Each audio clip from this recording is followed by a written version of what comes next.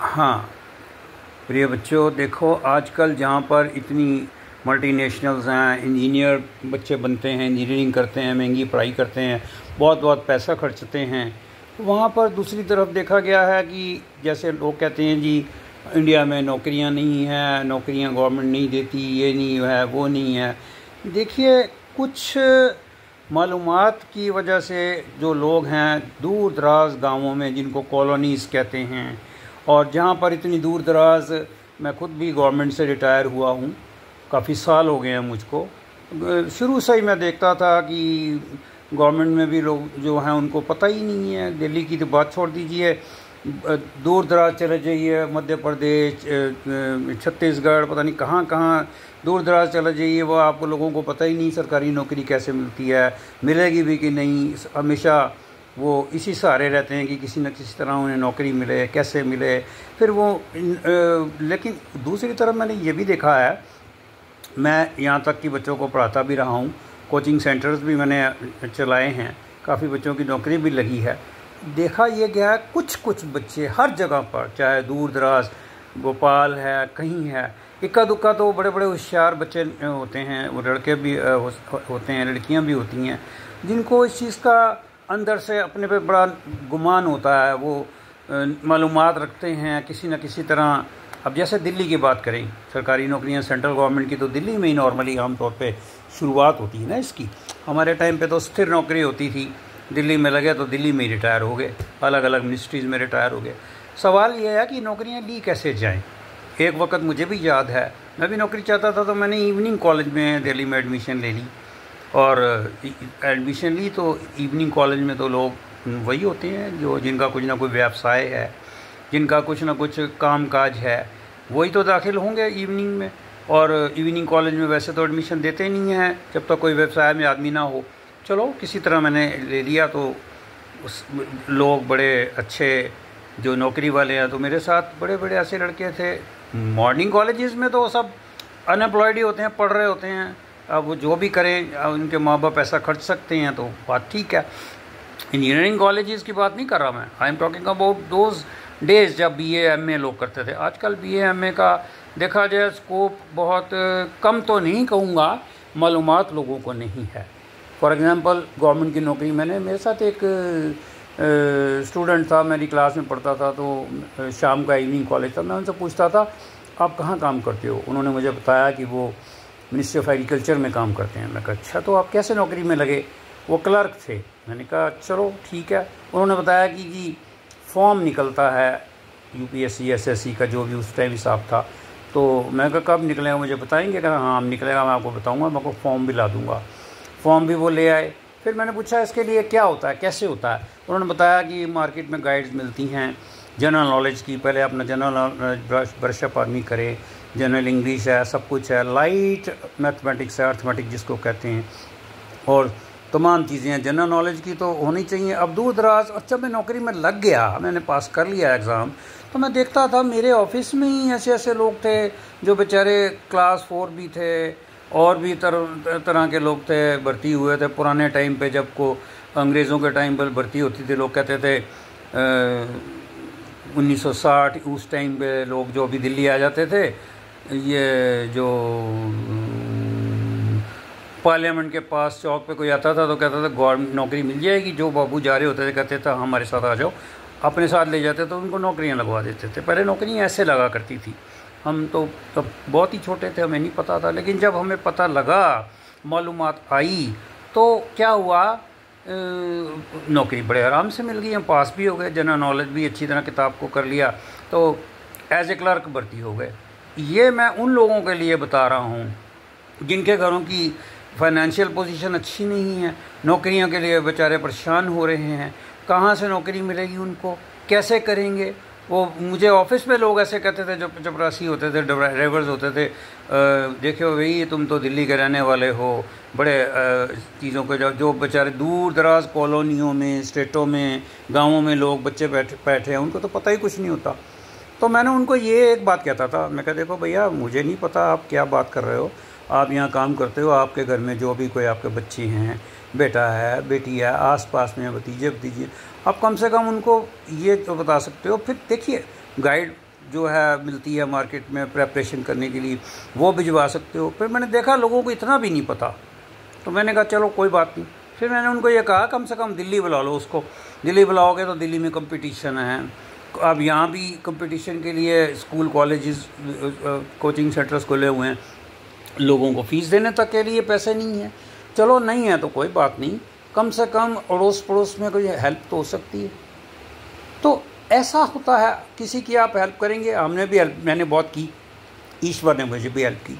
मुझे याद है हमारे घर के सामने एक गवर्नमेंट अकोमोडेशन में एक फैमिली रहती थी, तो वो आए वहाँ से, तो उनकी बिटिया भी आई, तो उन्होंने हमारा देखा हमसे कितने कोऑपरेटिव हैं ये, कितने लोगों को बताते हैं ये, तो हमने उसको गाइड किया। उसके बच्ची के फादर थे, मदर थे, तो वो सरकारी नौकरी लग गई।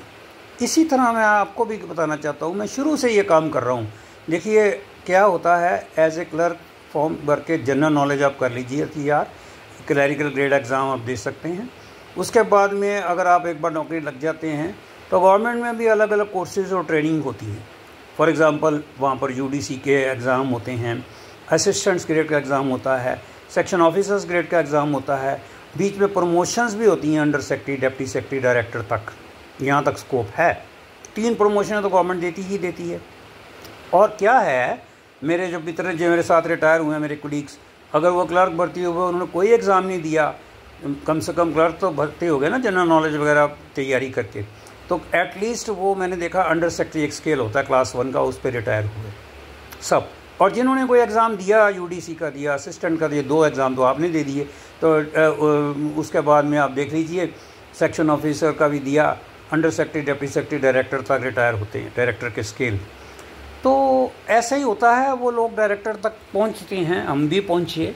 मैं ये लोगों को ज्ञान देना चाहता हूं, बताना चाहता हूं, ताकि लोग परेशान ना हों, ऐसे दुनिया पर निर्भर ना करें और सरकार पे निर्भर ना करें। जी सरकार नौकरी नहीं, सरकार बेचारी करती है, सब कुछ करती है, हम भी सरकारी नौकर रहे हैं, सरकार बहुत कुछ करती है, कोई भी सरकार हो, ऐसे ही मैं झूठ नहीं बोलूँगा। तो इसलिए मैं आप लोगों को यही बताना चाहता था, इस वीडियो को मेरे को लोड करने का सिर्फ यही रास्ता था। मुझे इसमें से क्या, सिर्फ दिल की, मन की तसल्ली है बच्चा लोग, क्योंकि मैंने भी एक छोटा सा कोचिंग सेंटर खोला हुआ था सिर्फ इसलिए, एक कमरे में, ताकि चलो बच्चे यहाँ पढ़ेंगे।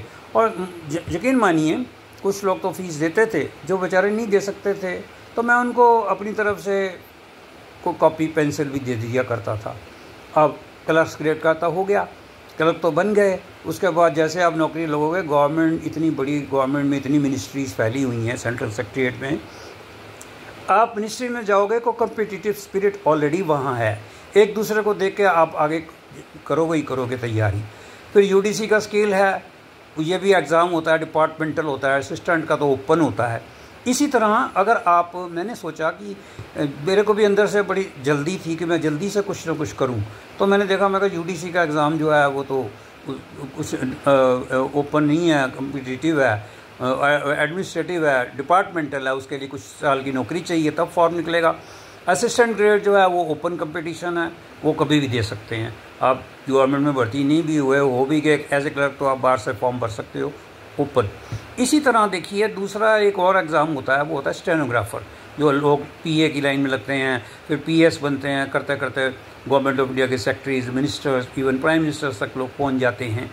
तो वो भी एक लाइन है। तो मैंने सोचा कौन सी लाइन पहले ली जाए, तो मैंने एक सोचे बगैर ही देखा असिस्टेंट ग्रेड के एग्ज़ाम फॉर्म निकलेंगे, अभी तो निकले नहीं हैं, स्टेनोग्राफर के निकले हुए थे। मैंने कहा ये क्या होता है, कहता है शॉर्ट हैंड पढ़नी पड़ती है। जनरल नॉलेज में तो मैं अच्छा था ही, अच्छी तरह प्रेपरेशन। देखिए जनरल नॉलेज की प्रेपरेशन के लिए एक बार आपको मेहनत करनी पड़ेगी, सारे स्टेटों में जो भी है, करंट अफेयर्स हैं, और तमाम चीफ मिनिस्टर, सेंट्रल गवर्नमेंट के मिनिस्टर, प्राइम मिनिस्टर, कैबिनेट है, और जो भी है धातुएँ हो गई, वट एवर करंट अफेयर्स हैं, वो सारे के सारे आपको एक गाइड में मिल जाएंगे। आप मानिए 250-300 पेज की गाइड आपको चाटनी है, जितने की भी आएगी। हमारे टाइम पे तो 12-12.5 रुपये की गाइड आती थी, आज 500 रुपये की, 550 रुपये की आती होगी। वो एक गाइड आपको किसी भी बुक सेलर से लेंगे, वो भी आपको पता लग जाएगा। बेचने वाले जो हैं, ख़रीदने वाले, नई सड़क है दिल्ली में, और भी कई मार्केट्स हैं, तिलक नगर है, करोल बाग है। जिस दुकान पे जाएंगे आपको वहाँ पर पहले ही स्टूडेंट्स मिल जाएंगे जो आपको बताएंगे कि भाई ये गाइड होती है, इसको आप ले जाइए। तो एक आधा आपको ये खर्चा करना पड़ेगा, आप उसको पूरा चार्ट जाइए उस किताब को। एक बार यकीन मानिए आपने उस किताब को पूरा ज्ञान, आपने पूरा चार्ट लिया ना, फिर आपको कोई भी एग्ज़ाम परेशान नहीं करेगा, आप एग्ज़ाम में आगे ही आगे होंगे। मानिए 50 वैकेंसियाँ भी हैं, आपको तो एक ही वैकेंसी चाहिए ना। और वैकेंसी की तो बात छोड़ दीजिए, जैसे मैं आपको कह रहा हूँ तन्मयता से आप तैयारी करेंगे तो आपका नंबर शुरू में ही आएगा। मैंने खुद भी किया था, मैंने बोला था अपने फ्रेंड्स वगैरह को, मैं कहा देखो एक हफ्ते तक मैं आपसे नहीं मिलूँगा, दिन रात मैं अपनी प्रेपरेशन करूँगा। 1 वीक के बाद एग्ज़ाम देने के बाद मैं अपने फ्रेंड्स को दोबारा कॉन्टैक्ट किया। ये आपको एक मैं मोटिवेशन दे रहा हूँ, अपने पेरेंट्स को कुछ कर दिखाइए। मैं भी अपने फादर को सोचता था, वो फादर कहते थे कि कैसे, मैं कहा नहीं, मैं कहा जी नौकरी बिल्कुल, रिज़ल्ट आया मेरा, उसमें नाम आया, फिर थोड़ा सा प्रोसेस होता है, उसके बाद नौकरी मिल गई। फिर उसके बाद में एक स्टेनोग्राफर होता है, ग्रेड डी स्टेनोग्राफर होता है, 80 वर्ड्स पर मिनट, वो मैंने एग्ज़ाम दिया, मैंने पास कर लिया। शॉर्ट हैंड करनी पड़ेगी, शॉर्ट हैंड करोगे आप लोग कहते हैं जी इंग्लिश नहीं आती, भाई देखिए 12वीं पास के लिए है सब कुछ, 12वीं पास होगा तभी ये क्लर्क का एग्ज़ाम देना, क्वालिफिकेशन ये है, 12वीं पास होंगे तो भी आप करेंगे। असिस्टेंट ग्रेड के लिए ग्रेजुएशन होनी चाहिए, इसलिए बेटर यही है, ये वाला रूट पकड़ लो। ग्रेड डी जो है वो आपने एग्ज़ाम दिए, 80 वर्ड्स पर मिनट जीके आपने प्रेपरेशन की हुई है, 80 वर्ड्स पर मिनट की आपने तैयारी शॉर्ट हैंड की कर ली किसी भी इंस्टीट्यूट से, वो बात अलग है। इंस्टीट्यूट वाले 3-3 साल लगा देते हैं, ये 3 साल का काम नहीं है, 3 महीने का। 1000 रुपया मान लिया वो पर मंथ फीस ले रहे हैं, 3 साल कितनी फ़ीस ले ली, 36,000 रुपया। जबकि मैं कहता हूँ 3 महीने में कोर्स ख़त्म हो जाता है पूरा, उसके बाद आप घर में काम करिए। आस पड़ोस में लोग गवर्नमेंट सर्वेंट्स इतने हैं, मिनिस्ट्रीज़ में इतने होते हैं, तैयारी उसकी कर लीजिए, स्पीड डिक्टेशन ले लीजिए। यूट्यूब पे बहुत डिक्टेशन होती हैं, अपने भाई बहनों से हम डिक्टेशन ले लेते थे, उसको उसके बदले कुछ रेम्यूनरेशन मोटिवेशन देते थे। तो ग्रेड डी का एग्ज़ाम 80 वर्ड्स पर मिनट में पास कर लिया, ग्रेड डी बन गया, यूडीसी के स्केल में भर्ती हो गए। इसी तरह ग्रेड 2 का एग्ज़ाम है, वो भी ओपन कंपटीशन है, वो 100 वर्ड्स पर मिनट पे है। फिर जब 80 कर रहे हो तो 100 भी हो जाएगा, आप फुल फ्लेजेड पीए बच जाएंगी। जनरल नॉलेज वही है। क्वालिफिकेशन ग्रेड 2 की भी जो है वो 12th पास है, ग्रेजुएशन नहीं। तो आप असिस्टेंट के बराबर पहुंच गए। अब 3 साल की नौकरी जो है, आप एक पीए फुल फ्लेजेड बन गए, किसी भी ऑफिसर के साथ आपकी काबिलियत पे आपको लगाएंगे। अगर आप बड़े अच्छे स्टेनोग्राफर और डिक्टेशन अच्छी लेते हो, आपको senior officers, director, joint secretary, additional secretary, even ministers के पास लोग अटैच हो जाते हैं, प्राइम मिनिस्टर्स के साथ अटैच हो जाते हैं। आपका कैरियर जो है वो एकदम से जंप मारता है, आपकी रिस्पेक्ट बननी शुरू हो जाती है। तो आप एक प्राइवेट सेक्रेटरी बन गए। प्राइवेट, अब देखिए आपने 3 सीढ़ियाँ पार की, आप क्लर्क लगे, ग्रेड डी ग्रेड 2 बने, उसके बाद पीएस 4थी सीढ़ी पे आप आ गए। जब पीएस आ जाते हो तो पीएस सेक्शन अफसर के बराबर होता है, आप याद रखिए 12वीं के बेस पे बने हो। वो बात अलग है, जो लोग ग्रेजुएट हैं ऑलरेडी वो असिस्टेंट ग्रेड पास कर सकते हैं, उसमें अर्थमेटिक होता है। अर्थमेटिक जिनका अच्छा है वो पास कर जाएंगे, जिनका अर्थमेटिक अच्छा नहीं है या थोड़ा बहुत लाइट तो करना ही पड़ता, उनके लिए स्टेनोग्राफर का मैंने आपको बता ही दिया है। अब आप प्राइवेट सेक्रेटरी बन गए सेक्शन ऑफिसर के बराबर, 3 गवर्नमेंट ने आपको प्रमोशन आगे देनी है। पीएस के बाद एक प्रमोशन होती है पीएस सेक्शन ऑफिसर के बराबर, पीएस के बाद प्रमोशन होती है जिसको कहते हैं प्रिंसिपल प्राइवेट सेक्रेटरी, पीपीएस, वो अंडर सेक्रेटरी के बराबर होती है, वो आपको मिल जाएगी। फिर वो जैसे कार्डर के अकॉर्डिंगली 4 साल जो भी है पीरियड, 3 साल 4 साल के बाद आपको नेक्स्ट प्रमोशन मिल जाएगी, senior principal private secretary, senior PPS, वो एक डिप्टी सेक्रेटरी लेवल का लेवल है। डिप्टी सेक्रेटरी के बाद में आपका नेक्स्ट लेवल जो भी 4-5 साल के आपके कार्डर के अकॉर्डिंगली 3 से 5 साल आपको फिर मिल जाएगी प्रिंसिपल स्टाफ ऑफिसर, वो डायरेक्टर लेवल है। बताइए मुझे 12वीं पास बच्चा जो उसको ये मालूमात मैं चाहता हूँ ये मालूमात मिल जाए और वो डायरेक्टर तक पहुँच जाता है, एक स्टेट में बैठा हुआ जिसको पता नहीं है कुछ भी, उसको कितना अच्छा है। मैं एक रिटायर्ड गवर्नमेंट ऑफिसर हूँ, आप मुझे बताइए, अपना नंबर मैंने इसमें दिया हुआ है, मेरे को कांटेक्ट करिए, मैं किसी से चार्ज नहीं करता, सिर्फ है एक आदमी अच्छे कर्म करे, लोगों को मालूमात दे, उनकी नौकरियां लगे, हम पुण्य कमाएं, हमें और क्या चाहिए। ना तो हमें यूट्यूबर बनने की इतनी वो है, ऊपर वाले की मेहरबानी से पेंशन मिलती है, बहुत है, और क्या करना है। ना तो यूट्यूबर, ये यूट्यूबर बनने के लिए ये लोड नहीं किया गया ये इसलिए ये लोड किया गया है कि एक ट्यूब एक ज़रिया है लोगों तक पहुंच सके। अब मुझे नहीं पता, ये मेरा वीडियो मैं चाहता हूँ इंडिया के कोने कोने में, हर नुक एंड कॉर्नर में, हर जगह ये पहुँचे वीडियो। कोई भी बगैर नौकरी के कोई लड़का या लड़की, बेटा या बेटी ना रह पाए, ये मैं चाहता हूँ। मैंने बड़े बड़े स्टेटों में फार फ्लंग गांव के लोगों को, बच्चों को अपने यहाँ पढ़ाया है। ऐसे ही ऑन ईयर से किसी ने कहा भी अपने भांजे बेटे को गांव से बुला लिया, किसी को बुला लिया, मेरे से पढ़े वो बड़ी जल्दी, क्योंकि मेरे को 3 साल लोगों का टाइम नहीं ख़राब करना। 3 साल में ये कोर्स ख़त्म हो जाता है। जब मैंने पढ़ाया तो आस पास के इंस्टीट्यूट वाले परेशान हो गए, क्योंकि उनके लोग मेरे पास आ गए। वो कहने लगे यार ये आदमी क्या कर रहा है, 3 महीने में कोर्स ख़त्म कर रहा है। उन्होंने बच्चों को बरगलाना शुरू किया, 3 महीने में तो कॉन्सेप्ट क्लियर नहीं होते। अरे मैं कहता हूँ मेरे से पढ़िए 3 महीने में कॉन्सेप्ट, अच्छा छोड़िए क्लियर कराता हूँ, क्लियर होगा तो बना, मैं भी तो बना। मैं कहता हूँ इससे तो वो बेटर है। मैं अगर 18,000 रुपया, जो आपको 36,000 रुपया 3 साल बर्बाद कर रहे हैं वो, मैं 18,000 रुपया वन टाइम फीस आपसे चार्ज अगर करूँ, हालांकि मेरे पास टाइम नहीं है, ना मैं चाहता हूँ, ना मेरे पास अब जगह है।